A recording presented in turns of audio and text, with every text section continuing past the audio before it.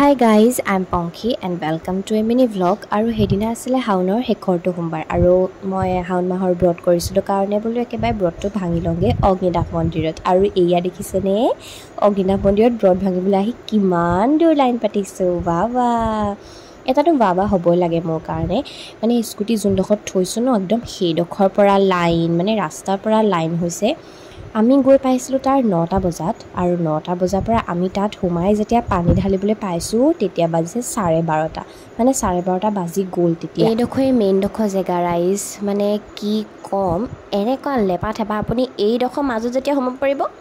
আপুনি যে পাৰিলে বুলি ধৰি লওক মানে আপুনি পানী ঢালিবলৈ যাব পাৰিব বুলি যেতিয়া মই এই চাইনবোৰ্ডখন মানে এইখন যেতিয়া মই দেখিছোঁ তেতিয়া মই ভাবিছোঁ যে মই অগ্নিনাভ মন্দিৰ আহিছোঁ মানে মই পাহৰি গৈছিলোঁ মই লাইন পাতি থাকোঁতে মই ক'ত আছোঁ বুলি আৰু এয়া দেখিছেনে গাইজ মানে ফাইনেলি বুলি ক'ব লাগিব মই লাইনত হ'লোহি পানী ঢলা লাইনত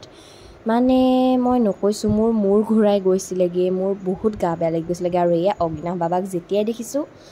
মানে একদম পূৰা মানে মোৰ যিমান গা বেয়া লাগি আছিলে যিমান যি হৈ আছিলে মানে চব ঠিক হৈ গ'ল ভাবক আপোনালোকে ইমান দেৰি লাইনত ৰৈ থাকিলে কেনেকুৱা লাগিব তাতে থিয় হৈ ক'তো বহিব পৰা নাই আউজিব পৰা নাই একদম মানে বহুত গা বেয়া লাগি গৈছিলেগৈ আমি ধুনীয়াকৈ প্ৰসাদ চসাদো খাই ল'লোঁ গাইজ প্ৰসাদ চসাদ খাই কেনেহে আমি মানে দৰ্শন কৰিবলৈ গৈছোঁ প্ৰথমতে আমি পানী ঢালিলোঁ মানে তাৰপাছত আমি প্ৰসাদ খালোঁ প্ৰসাদ খোৱাৰ পাছত আমি দৰ্শন কৰিবলৈ আহিছোঁ ধুনীয়াকৈ তাৰপাছত আমি ল'লোঁ পতজলি তাৰপাছত ধুনীয়াকৈ আমি লৈ মেলি ঘৰমুৱা হ'লোঁ মানে মন্দিৰলৈ যাবলৈ হ'লে আপোনালোকে বহুত সোনকালে যাব লাগে বিশেষকৈ অগ্নিনাভ মন্দিৰ কাৰণ তাত বহুত মানুহ হয় বহুত ভক্ত আহে তাত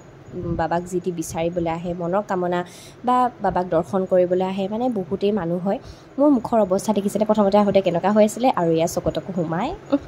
অৱস্থা বেয়া এয়া ডান মানে যে ফাইনেলি হ'ল কামটো তাৰ কাৰণে বহুত গ্ৰেটফুল চ' গাইজ এয়া আছিলে